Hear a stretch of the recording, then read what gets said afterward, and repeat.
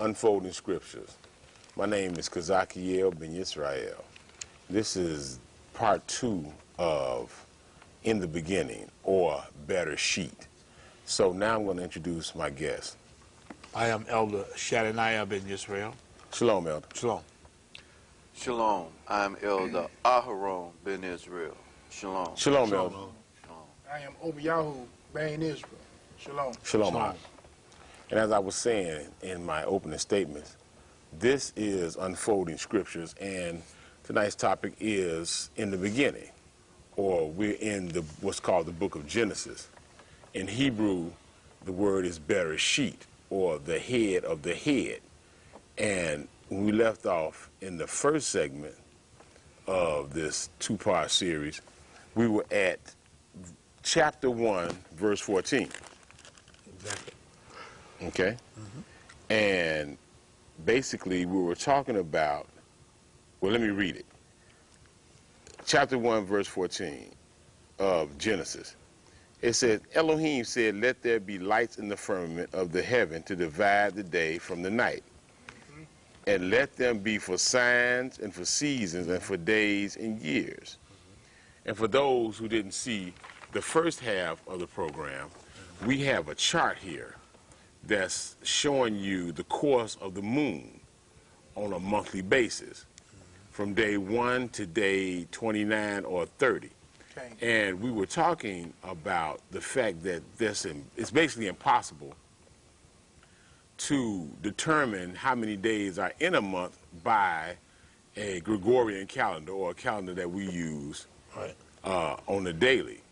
Because the only way you can determine how many days are in a month, you have to look at the moon every day. That's right. And this chart basically is showing you how it's shaded from day 1, which is called a new moon, That's right. okay, which is day 1, and it's shaded from left to right, meaning the darkness moves across from left to right. And as you see it moving across, like day 3, day 4, day 5, you see that the moon is being exposed. But basically the darkness is moving from left to right. And as you go down to the middle of the month, when you have 14 and 15, you have 2 full moons. Okay? And the first full moon is the end of this first cycle of 14 days, which is called waxing. Very good. The 15th day determines the second half of the cycle of the month, which is called waning. And it does the opposite. The shading goes from the opposite from right. I'm sorry. It goes from right to left. Okay? Okay, on which side you're looking at. Right, I'm trying to see. So basically what it does, it does the opposite from day 1. And when it starts the 15th day, it does the opposite. Okay. And it shades from the other side. So I don't want to get anybody confused. So we were talking about Genesis 14, Genesis 1 and 14, where in the middle of the verse it says, and let them be for signs and for seasons and for days and years. This is part of what's the lights that are in the firmament. And right there we were talking about the moon, and how the moon is very important to Israelites and people that are trying to follow Scripture and keeping holy days. And this particular show is about Genesis, but we were touching on holy days. And the only way that you can determine when the holy days come is by the course of the moon. That's right. Very good. Okay? So that's why the Father, in the beginning, this was before Passover was established in the physical on earth. But the Father knew that he had to have a people, or he had to have a select group that would have to deal with his holy days in the beginning. Okay? Because this is how we determine when the holy days come around now. Absolutely. Right. Absolutely. And see, what happened is that the knowledge or the Holy Scriptures got in the hand of the Gentiles. And the Bible tells us since the times of Nebuchadnezzar was the beginning of the Gentile reign. And when the Gentile began to reign on earth, Daniel 2:21 tells us that, and he changed the times and the seasons. Now this would be the Gentiles, or what we know to be today the Roman Empire, or what we call is the beast. And that's why we have the different days of the week that we do have. Like what we read in Genesis 1:1, it says day 1, day 2, day 3. Right. But when the Gentiles got in control, now we have Sunday, Monday, Tuesday, and Wednesday. Right. Now those different days, those are days that was created by the Roman Empire, and they were to acknowledge their pagan gods, correct? Yeah. And that's why we have like Sunday, the day of the sun, Monday, the day of the moon, and we have Thursday with honor Thor, and then we have Wednesday and Friday, which would be god of fertility, and Friday would be her husband, and Saturday would be the day of Saturn. So we have all these days of the week which are named after false gods, but the Father gave us the days of the week in Genesis 1:1, and he named them day 1, day 2, and so forth. So that's why we have the different days of the week, and that's why we don't know the moon, because we've fallen after this westernized or this European type of system. Yeah. But like I forgot to put this in. The moon was also used, like you say, for days to divide to tell what day it was. Also, Right. okay, and just like people in antiquity used to use what's called a sundial, you could tell by putting an instrument or an object in the middle of a certain area, and the sun would reflect off of it at a certain time, and you could tell what day it was by like a sundial. Very good. So these lights that were in the firmament, or these planets, were used specifically for, as I say again in 14, for signs, for seasons, for days and years. Right. Basically to determine and measure time. Okay. Right. So we also touched on up here in verse 5 of chapter 1, and Elohim called the light day. Now let me go to 3. Okay. Verse 3, chapter 1. And Elohim said, "Let there be light," and there was light. And Elohim saw the light, that it was good. And Elohim divided the light from the darkness. And Elohim called the light day, and the darkness he called night. And the evening and the morning were the first day. And as the elders talked about the evening coming before the day, that determined a day. And in Hebrew culture, that's how you still determine a day. Very good. So this has never changed. It's just that in this particular culture that we are part of now, it's basically the day comes in the middle of the night. Right. And the next day, so to speak, is determined when the sun comes up. Right. That's another day. But according to this, that's out of order. Right. Right. Yeah, That's absolutely. very good. Let's look. Let me read something real quick in Matthew 28, verses 1. Just to echo off what you said, Brother Clarkiel. It says, "In the end of the Sabbath, as it began to dawn toward the first day of the week, came Mary Magdalene and the other Mary to see the sculpture, or to see Sepulchre. Yahushua's body."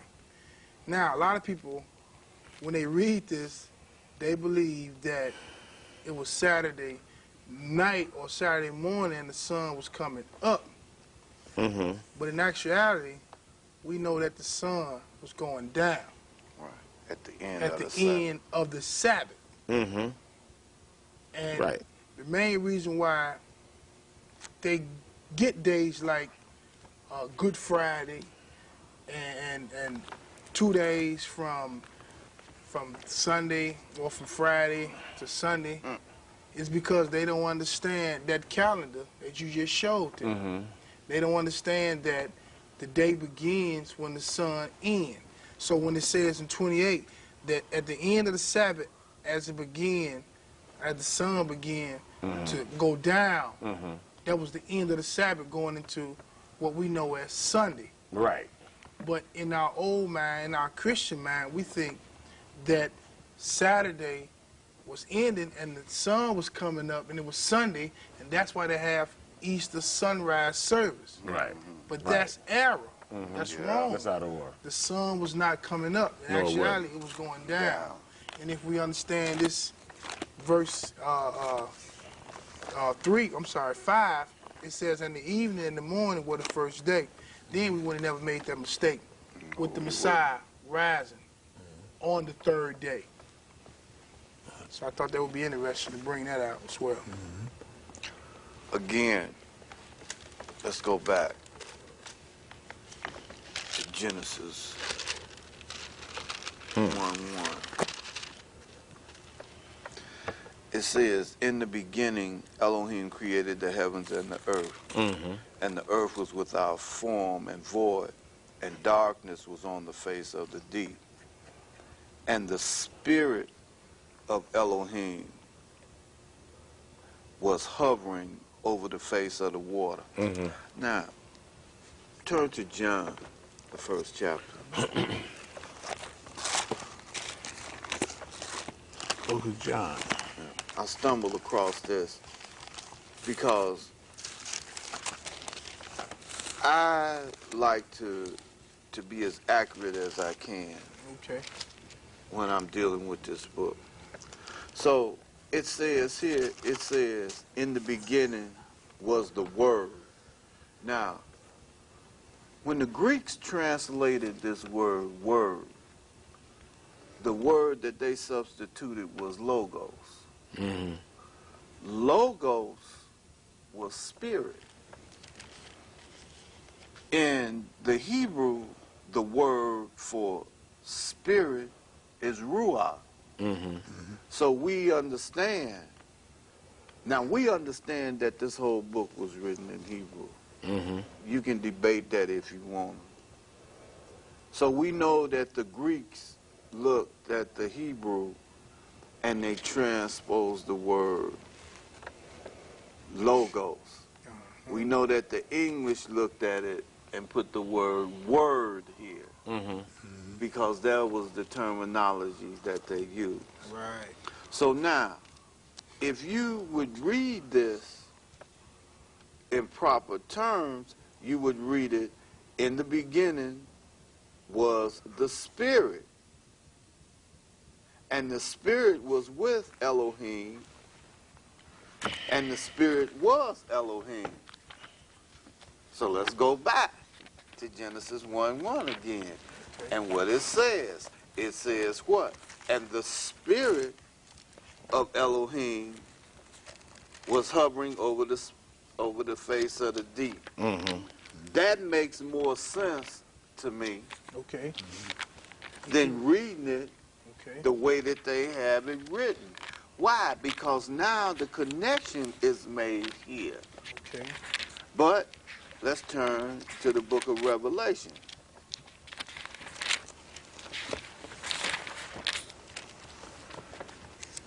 Turn to Revelation, the 19th chapter. 19.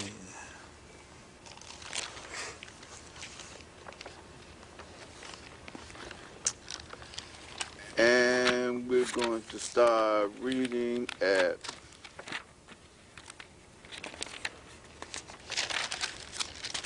we'll start at verse 10. Okay. 19:10. It says, and I fell at his feet to worship him. And he said to me, see that thou do it not. It was talking about the angel that came to John. Mm-hmm. It says, I am a fellow servant and of thy brethren that have the testimony of Yehoshua. Worship Elohim. For the testimony of Yehoshua is what? The spirit of prophecy. Mm-hmm. There that word is again. That's right. Then it says, and I saw heaven open, and behold, a white horse, and he that sat upon him was called Faithful and True, and in righteousness he doeth judge and make war. Well, we know that that's talking about the Messiah or Yehoshua. Okay. Then it says, his eyes were as a flame of fire, and on his head were many crowns. And he had a name written that no man knew but he himself. Mm-hmm. And he was clothed with a vestment dipped in blood. Mm-hmm. And his name is called what? They have what? The Word of God, right? Uh-huh. But we know that that word should be Ruach, or spirit, or the spirit of Elohim. Right. Now, Very good, Elder. so that the continuity of this book never was broken. Right. It was only in the translation that we begin to break this up. Mm-hmm. Because when you understand that what this said here, that the spirit, it says in the beginning was the spirit, and the spirit was with who? Elohim, Mm-hmm.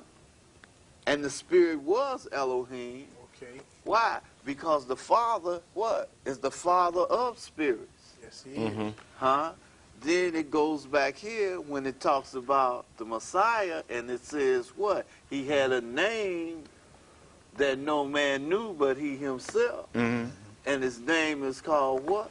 The Spirit of Elohim. Very good. Could this possibly be the same spirit that hovered over the face of the deep in the beginning? In the absolute. Makes You sense. see, the continuity is there. Yes, it is. Yeah, never broke. It was never broken. Mm-hmm. It's all in the understanding of what words are. Right. And that's the thing that you must do if you want to understand this book. Mm-hmm. That's right.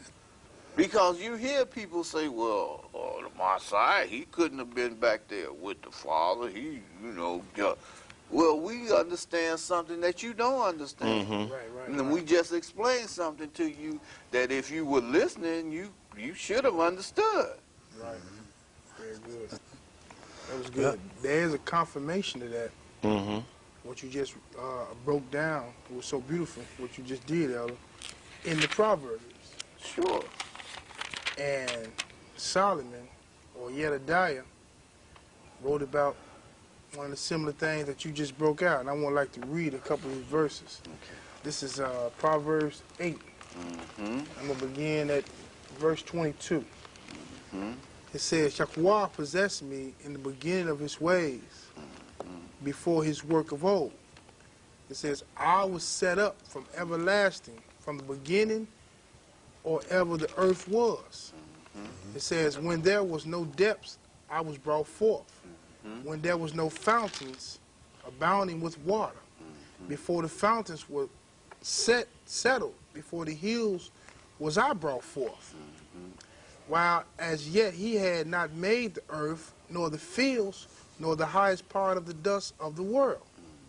When he prepared the heavens, I was there.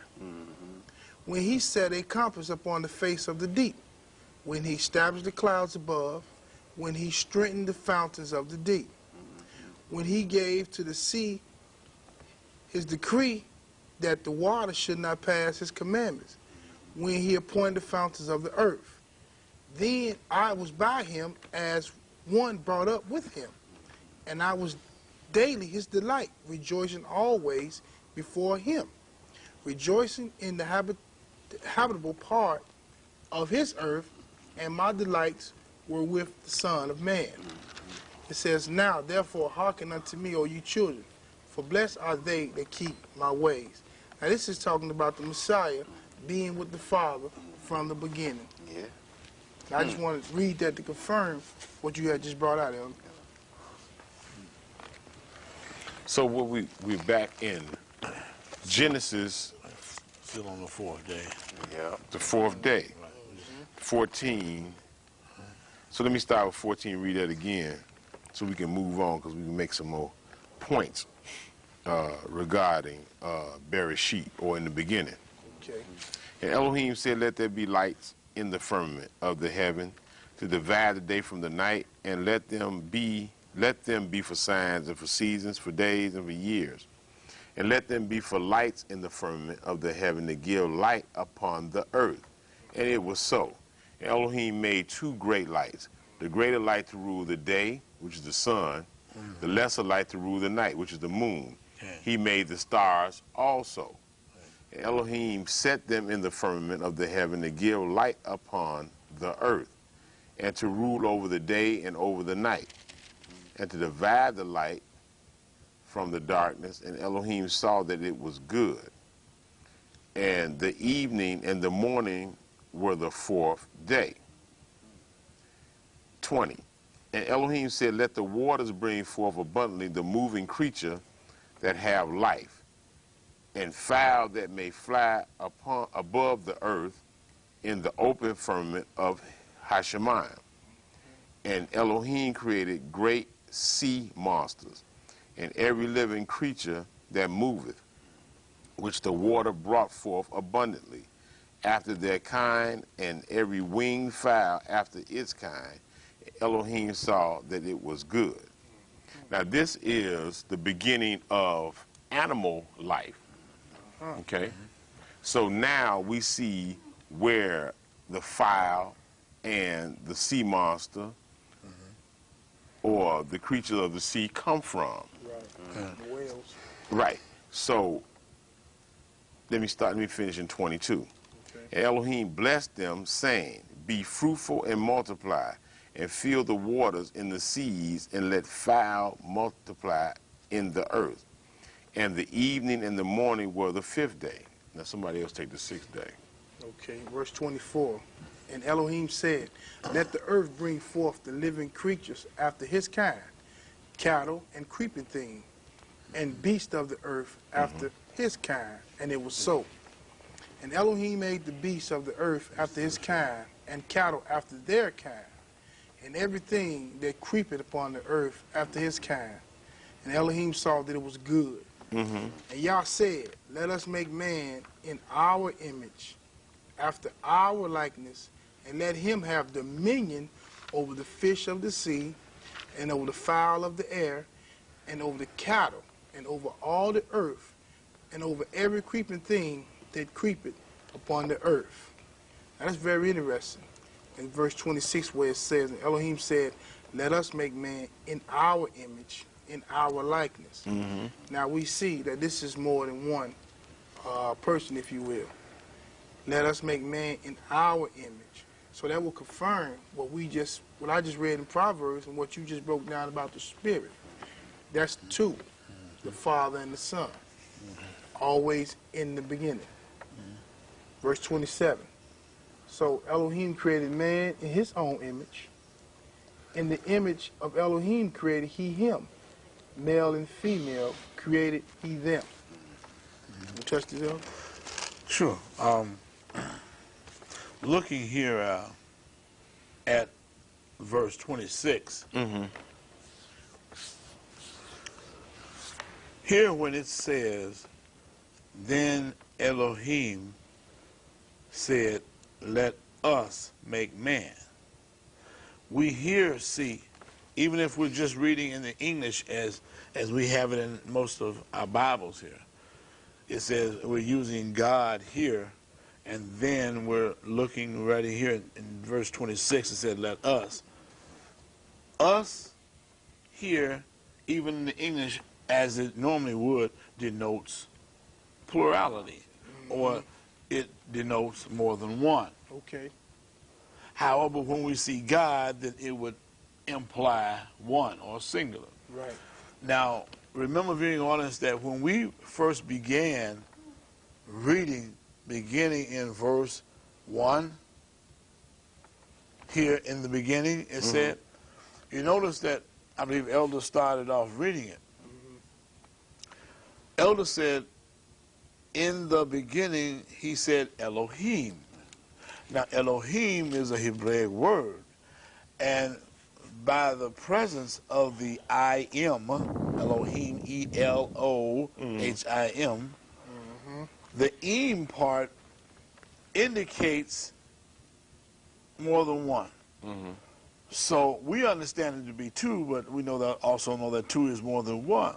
So even with the correct term in the Hebrew, the word Elohim is two, or is plural, and to verify that, when we get here in verse 26, we see that it says, then Elohim said, let us.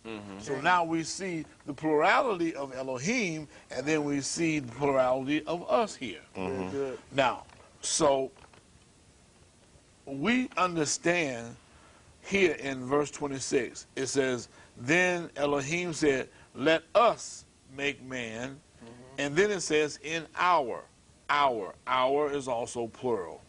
Okay, so we see Elohim is plural, we see us is plural here in the English, and we see our is plural also in the English. All three confirming there is a plurality here, and there is something going on. This creation is going on, and there's an assistant doing something. Right. Okay, all right. Now it says, let us make man in our image, according to our likeness. Okay. Okay, according to our likeness. That means that we, as human beings, man, we are created in the image of the Elohim, Okay. the Father and the Son, Okay. because collectively they are Elohim. Okay. Very The good. singular of Elohim is Eloah. But when it says our likeness, what does this mean? This means that we as man or men take on certain characteristics Okay. that the Father possess. Right. If we want to see characteristics, of the Father, all we have to do is look at ourselves. We do things like such, like we have emotions, we have feelings, Right. we have desires, we rationalize, we do all sorts of things. We laugh, we cry, we have all sorts of drives, things that we do that the Father does. So all we have to do is, when we think about the Father, what is he really like? Now, we can't tell all about him, but there's some things that we can tell, because the Scripture bears witness to that. Right. Since we are created in his likeness, then we can see him in us. Right. Okay, but then here it says, let them have dominion over the fish of the sea. Let the man have dominion over the fish of the sea, over the birds of the air, and over the cattle, over all the earth, and over every creeping thing that creeps on the earth. So, 27, it says, so the Elohim created man in his own image. All right, now, I want you viewing audience to try to see something that maybe you've never kind of saw before. Now, what's going on is there is a creation going on. There is someone giving instructions. There is someone who has established a blueprint for the world to be. And there is someone who put this thing together that someone is Yah himself, Right. the Father. Very good. For the Father is the one who orchestrated the entire creation. Okay. Very good. But it was the Son that was doing the actual work. Right. It was the Son who was receiving the instructions to put this thing together. Yes, that's true. Just like it was the Father that gave us the instructions, gave Israel the instructions on what to do and how to live, things that we could do, things that we should not be doing. So the Father is putting together and orchestrating this whole thing here. So Yehoshua, the Son, is actually doing the physical constructing. He's constructed everything here that we've went over already. Now, in its finality here, we see the final product is going to be a man and a woman. And Yehoshua is going to be actually doing the creating. So when it says here in verse 27, when it says, so Elohim, or so, to be specific, when Yeshua himself created the man, he created the man in his own, referring to himself, his personal image. Because it says, so Elohim created, so Yehoshua created man in his own image, Right. referring to what? Himself first. Right. Then it says, comma, semicolon here, it says, then it says, in the image of who? Yah the Father. He also, what? Created him, who? The man. So you see, what it's saying is, as Yeshua was creating this man, when he finished this product, he created this man in his image, but at the same time, he also created the man in the Father's image. And that's what it's saying right here. Right. This is not repeating the same thing twice Okay. because it's redundant. Beautiful, beautiful. It's saying the same thing twice, and we know it is because, let's read it. So what? So El created man in his own image. In the image of Elohim, he created him. That's the same thing twice. But it's not there because it is redundant. It is there because there was one creating. And when he finished creating this man, he created him not only just in his image, but he also created him in his Father's image as well. Right. And I hope that I explained it good enough for you to understand. Yeah, you did. You know, so, and then it says simply here, it says male and female, he created them. Right. Then Elohim blessed them, and Elohim said to them, be fruitful and multiply. Thus, by where we're here, we're given the first, or is given the first command, or the first commandment to what? Be fruitful and multiply. Right. Okay, but we need to point out also that there are individuals that's out there that actually believe that Adam was a group of people. Have you ever heard that? I may have heard about that one or two times in the past. However, that's not something that I've heard a lot of. But I've heard it, and I've heard it, I wouldn't say a lot, but I've heard it rather strong and brought rather with some intensity regarding this passage. And I just want to point out that this is talking about two individuals, Adam and Hawa, or Adam and Eve. Right. So I just want the viewing audience that may be confused by this passage in 27. So Elohim created man in his own image. In the image of Elohim created he him. Male and female created he them. Right. People get that confused and actually think that that is a group of people, Right. or a people outside of those two individuals, meaning it was I don't want to say a multitude. I don't know to put a number on it, but Right. there were a number of people, and they were called Adam. Okay. And also, I'd like to touch on something else, too. At this point, here in the creation, we see a man Mm-hmm. and a woman being created. Right. Excuse me. At this point, also, I might add that man and woman was created on the same level. Okay. There was no man having dominion over woman at this time. Okay. The Father did not have that so. There was no man being the head, so to speak, as we find out later on. But at this point, man and woman was created on the same level. Mm-hmm. You see, and it's quite. And I don't know how far you want to take that, Okay. but I think that we could go a lot further, even in just authority, so to speak, Right. and even go off into even physical things, because I believe that woman at this point in time probably had the same physical capabilities as a man had. Okay. I believe that. But of course, we know that now that's different.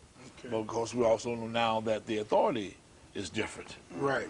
So, but at this point in time, here, where we are right now, here, in this particular passage right here, man and woman are on even keel here.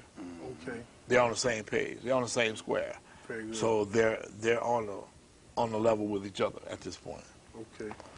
Now, I like to make two quick points. Now, the first point I like to make, I want to confirm in the Word what you said earlier about the Father orchestrating Yes. and the Son doing the physical work. And Okay. I want to give the viewing audience Okay. a scripture reference. Okay. And this is Colossians, first chapter. Beautiful. And I'm going to read 14 through 16. And it reads, it says, in whom we have redemption through his blood, even the forgiveness of sin. Now, we know that's the Messiah, Yahushua. Right. It says, who is in the image of the invisible El, the Father, Right. the firstborn of every creature, Right. the Messiah. For by him were all things created That's right. that are in heaven That's right. and that are in the earth, visible and invisible, whether they be thrones or dominions or principalities or powers. All things were created by him and for him. So I just wanted to bring that out. Okay. Now, point two, going back to Genesis and 27, and then when it says Elohim created he, him, male and female created he, them. Okay. See, this right here is so important to know the Father's name, that if we understood the Father's name and some of the characteristics of his name, then we would have no problem understanding this. Now, the Father's name is Yahweh. Right. And we know in the Hebrew language, there are words you would say to someone who's masculine and words you would say to someone who's feminine, Okay. from man to man or man to woman and so forth. Now, we have Yahweh, Yah being the masculine part of the Father's name, and Wah being the feminine. That's true. And we see that man and woman was made in the image of the Father. Okay. Now, most people don't understand the Father's name, They don't. and that's why they're not getting this. Right. But if they understood the Father's name, Right. they would understand this principle. Exactly. Yahweh, like Kawah. Right. That would be Eve. Eve never existed. In Hebrew, her name was Kawah, and that means the first lady or the mother of all living. Right. So we have Yahweh, male and female, in his likeness Right. and in his image. So that's why we love and knows the Father's name. And I just like to echo off that real quick. Basically, what Brother Obiyahu is explaining to you, viewing audience, is that when Moshe or Moses was speaking to the Father on top of Mount Horeb, and Moses was sent out to the children of Israel, the Father sent him there before Moshe left to go to the people. Moshe asked the Father, well, who should I say sent me?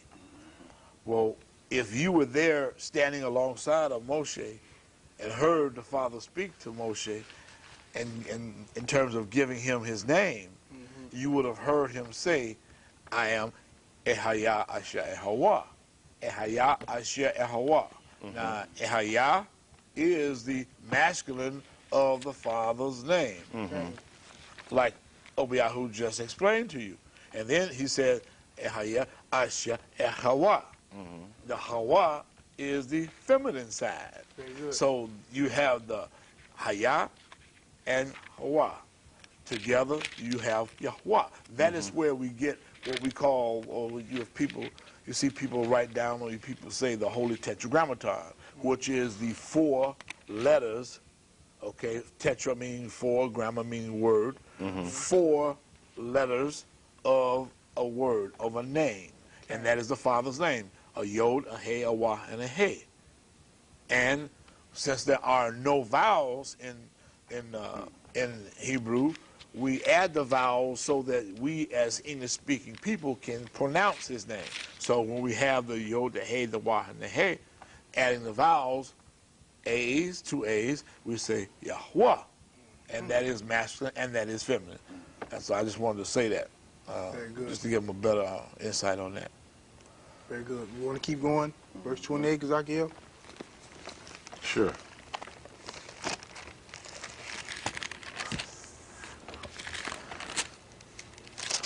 Verse 28. 1 and 28.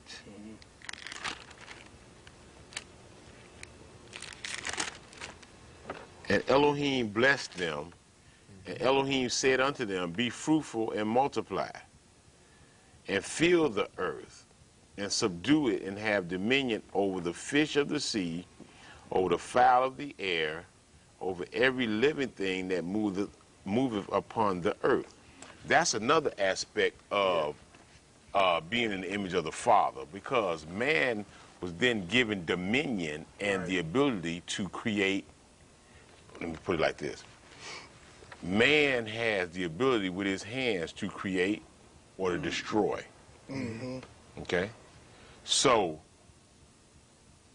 when you are not aligned with the Father's word, you have no instruction.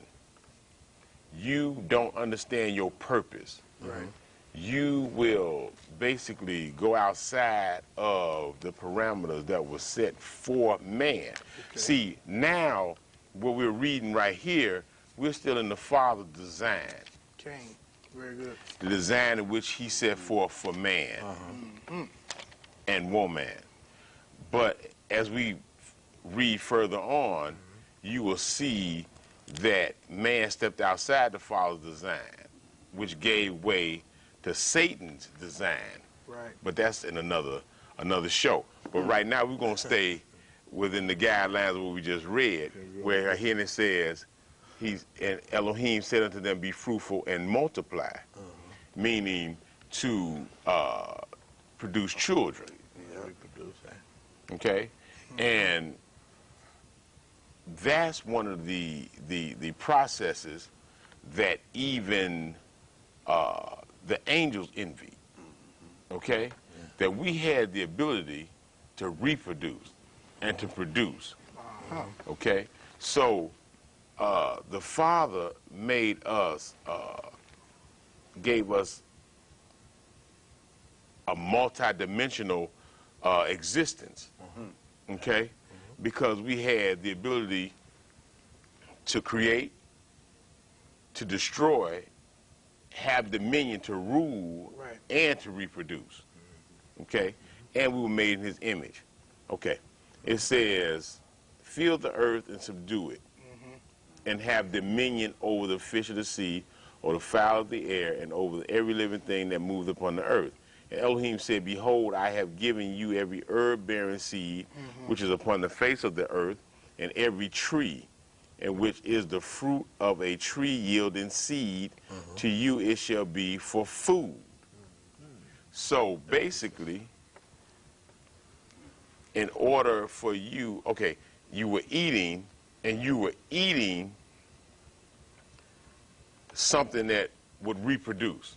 The seed would reproduce, meaning it was a part of the original creation. Like in the last segment, Ak was talking about how we were dealing with these hybrid fruit. Right. And the seedless grapes, seedless this, seedless that. Right. That's not a part of this creation that we're talking about. Right. That is hybrid, or Right. that is something that was created from splicing. Genetically altered. Right, genetically altered fruit. Okay, Clone it. right. All that stuff. 30. And to every beast of the earth, and to every fowl of the air, and to everything that creepeth upon the earth, wherein there is life, I have given every green herb for food, and it was so. Very good. And Elohim saw everything that he had made, and behold, it was very good. And the evening and the morning was the sixth day. Right. So, I believe what that's saying is that when we look at the creation, but in the creation, man was given a perfect diet. When I say a perfect diet, Right. man was given a diet of foods that contain seeds, but only foods that contain seeds. So we were vegetarians. Right. So that means by natural creation, Right. we are vegetarians. Right. So in the beginning, we had a perfect diet because we were perfect. Correct. Man was perfect because he had no sin. Man had not sinned yet. Man had a perfect diet. Right. But man was only eating greenery. Right. He was only eating the fruit from the ground. Right. Was not eating meat. So that was our diet. Right. And the greenery that did not possess seeds was for who? For the beasts of the field. Right. That was what they were supposed to eat. Right. So they ate the greenery with no seeds. We ate the greenery with seeds. Very good. Way to bring that out. Look at verse 28 again. And it says, and have dominion over the fish of the sea, the fowl of the air, and every living thing that moveth upon the earth. Now, we lost that dominion after Adam sinned. Well, what I mean is, man had dominion or control over animals, but what happened when Adam sinned, we lost it, and we're really not going to get it back until the Messiah returns. Now, I want to read something in Isaiah that confirms that. That's something that take a whole lot of time, Yeah. and I just want to give a quick overview. Now, go to Isaiah 11, and I'm just going to read two scriptures, 8 and 9. And it says, and the suckling child shall play on the hole of a snake, and the weaned child shall put his hand on the cockatrice's den. They shall not hurt nor destroy all in my holy mountain, for the earth shall be full of the knowledge of Yah as the waters cover the sea. Now, we know that a child couldn't play with a snake today. And we know that the lion trainer, his lion attacked him. It ate him up. Yeah. So we know we lost that dominion. You walk in somebody's yard and they got a dog in there, more than likely a dog will bite you. Yeah. So man has lost it. I just wanted to point out to the viewing audience where it says have dominion. Now we know we have animal trainers and things of that nature, but they got to browbeat them. They got to beat them or train them in a way to get them to obey them. But back then, the Father just gave us that permission, have dominion over the animals. And we're going to get that back, we see here in 11, when the Messiah returns. So I just wanted to just point that out to the viewing audience. Yeah. I think a large part of that word dominion, a large part of that is control. Right. Or another word I was about to bring out, not to take anything from what you were saying, Yeah. but a large part of that word is fear. See, animals still fear man, Right. okay? Right. Because an animal will see a man And a lot of times an animal will attack because of that fear of man. Right. Very good. So for the most part, I understand what you're Yeah. talking about, because we've probably never seen how Adam, because Adam, he named the animals. Right. They all Right. walked up to Adam and he named them. Right. And Very good. the animals Submissive. were somewhat, because see, you gotta understand, there was no sin in the garden. Right. So therefore the animal had no reason to act out or to attack. Okay, so the animals were somewhat would coincide with man. Now, this is very important. You know, Eliyahu, you brought up a very good point, a very excellent point. To expound on the word dominion is very important because it means a lot more than what we think, viewing audience. Okay. First of all, I just mentioned that a lot of what you just brought out, Obiyahu, in that word dominion is that word control. You see, control. Okay. Now, looking at what Kazakiel just brought up, he brought up something very interesting also. He talked about fear, because you see, at this point where we are in reading about the creation, there is no fear of man. There was no fear of man. When the beasts of the field were created, they did not have any fear of man. No. Now, who remembers when fear of man came into animals? That's a good question. The answer to that question is the fear of man first became, okay, a part of an animal's nature was when Noah set foot off of the ark. When Noah stepped off of the ark, the Father struck fear in animals of man. Read it, it's there. Yep. Yeah. It's there. Because It's they there. had to come to Noah Exactly. to get on the ark. That's right. And they had no problem. But after that happened, because man had sinned so bad, and sin is the key there again, because so much changed, viewing audience, when we sinned. Right. That fear, that control, that all changed. Also, let's point out something else that changed, that was very important, and what a lot of people, of course, don't know, is that before man sinned, before Adam and for Hawa or Eve sinned, did you know, viewing audience, that the animals could speak? They could talk, just like we're talking. We're communicating here. There was communication between man and animals. But when man sinned, what happened, Elder? Hey, he lost it. They lost their Everything. speech. Animals lost their speech. The only animal that I know today that can speak, still speak, is a parrot. Parrot. That's it.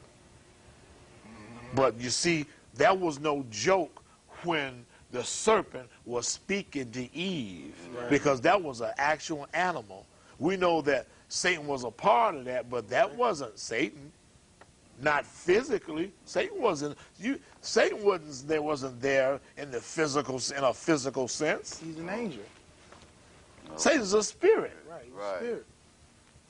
That was an actual serpent, which was a very beautiful animal. Beautiful to look at. And that animal what? And that animal, that serpent, walked. He walked.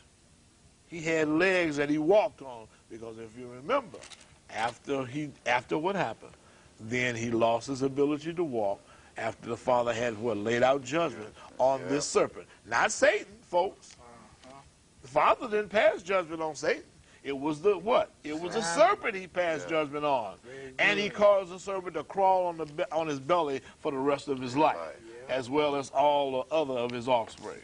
So look at how much changed after man sinned, and look at how much was a part of that word you call, Obiyahu, dominion. Look at how much was a part of that. All of those things. Look at all that. Very good. Beautiful. Moving on, chapter 2, verse 1. It says, thus the heavens and the earth were finished, and all the hosts of them. And on the seventh day, Elohim ended his work which he had made, and he rested on the seventh day from all his work which he had made. And Elohim blessed the seventh day and sanctified it, Shabbat elder. because Yeah. that in it he had rested from all his work which Elohim created and made. Now, we won't touch the Shabbat. Sabbath? We won't touch the Sabbath, Elder? Well, we know. We love to talk about this. Well, it's just as I said before. The Sabbath, or the Shabbat, or the seventh day in which the Father ceased all his work. Notice it said, and he sanctified it, Oh, yeah. Yeah. meaning to set it aside. That's right. You hear people today talking Set it about they're apart. sanctified and this, that, and the other. Well, my question to them is, since you're so sanctified and you know that the Father sanctified the seventh day, why are you being disobedient? Mm-hmm.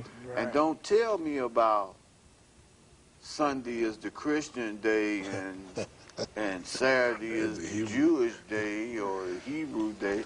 There's no such That's thing childish. as that. Because at the time that the Father sanctified the seventh day, there was no such thing. Shall I say that again? There was no such thing as what? Christian, Hebrew, or anything else. Or even Israel. Right. There was no such thing as even Israel. None of The that. Mosaic law, none of that. None of that. None of that existed. The Shabbat was there. Mm-hmm. Very good. And if you look at the Father's feast days, Uh-huh. it's so important to him. It's his first feast day. Turn to Leviticus 23 and you'll read it for yourself and you'll see. And even in what you know to be the Ten Commandments, it's there. Beautiful. So evidently, it's very important to the Father. Absolutely. You know, and for you to violate it the way that you do and to say that you love him, That's right. something is wrong. He said you're a liar and the truth is not in you Correct. Right. if you don't keep his commandments. No, Sabbath never changed. it never did. It never changed.